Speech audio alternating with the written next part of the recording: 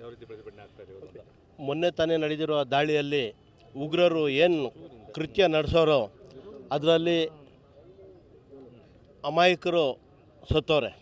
ಅದನ್ನು ಖಂಡಿಸಿ ಇವತ್ತು ಮೈಸೂರು ನಗರದ ಎಲ್ಲ ಧಾರ್ಮಿಕ ಗುರುಗಳು ಮುಖಂಡರುಗಳು ಎಲ್ಲರೂ ಒಟ್ಟಾಗಿ ಸೇರಿ ಇವತ್ತು ಕ್ಯಾಂಡಲ್ ಲೈಟ್ ಪ್ರೊಸೆಷನನ್ನು ಮಾಡೋಕ್ಕೆ ಹೊರಟಿದ್ವಿ.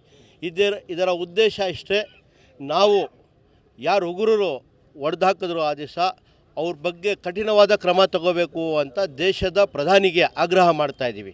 ಅದರ ಜೊತೆಯಲ್ಲಿ ಯಾವ ದೇಶದಿಂದ ಅವ್ರು ಬಂದು ಇವರು ಇವತ್ತು ಅಟ್ಯಾಕ್ ಮಾಡಿದ್ರು ಆ ದೇಶಕ್ಕೆ ನಾವು ಬಹಿಷ್ಕಾರ ಹಾಕಬೇಕು, ಅದಕ್ಕೆ ಖಂಡಿಸಿ ಅದನ್ನು ಮುರ್ದಾಬಾದ್ ಅಂತ ಸ್ಲೋಗನ್ಸ್ಗಳು ಹಾಕ್ತಾಯಿದ್ದೀವಿ. ಈ ವಿಚಾರದಲ್ಲಿ ನಾವೆಲ್ಲರೂ ಒಗ್ಗಟ್ಟಾಗಿ ಕೇಂದ್ರ ಸರ್ಕಾರ ಆ ಉಗ್ರರನ್ನು ಹಿಡಿಯೋಕ್ಕೆ ಏನೇ ಕ್ರಮ ತಗೊಂಡ್ರು ನಾವು ಅದರ ಜೊತೆಯಲ್ಲಿದ್ದೀವಿ.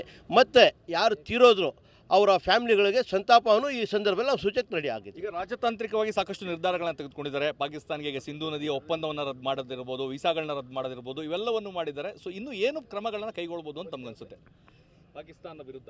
ಇವತ್ತು ಪ್ರಧಾನಿಯವರು ಯಾವುದೇ ಕ್ರಮ ದೇಶದ ಹಿತದಲ್ಲಿ ತಗೋತಾರೋ ಅದಕ್ಕೆ ನಾವೆಲ್ಲ ಬೆಂಬಲಿಸ್ತಾ ಇದ್ದೀವಿ, ಅದರ ಜೊತೆ ಇದ್ದೀವಿ.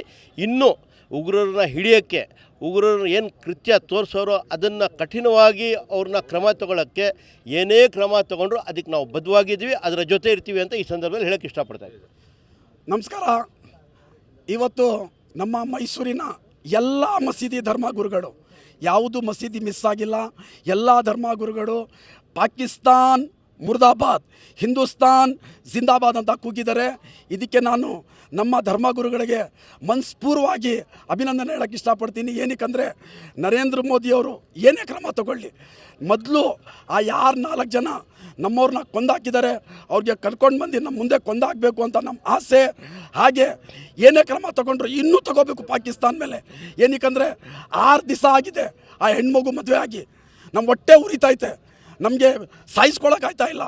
ಇದರಿಂದ ನಾನು ನಮ್ಮ ಪ್ರಧಾನಮಂತ್ರಿಯವ್ರಿಗೆ ಮನಸ್ಪೂರ್ವವಾಗಿ ಕೇಳ್ಕೊಳ್ಳೋದೇನೆಂದರೆ ಆ 4 ಜನಕ್ಕೆ ತಂದು ನಮ್ಮ ಮುಂದೆ ಕೊಂದು ನೀವು ನಮಗೆ ಇದು ಮಾಡಬೇಕು ಅಂತ ನಾನು ಕೇಳ್ಕೊತೀನಿ.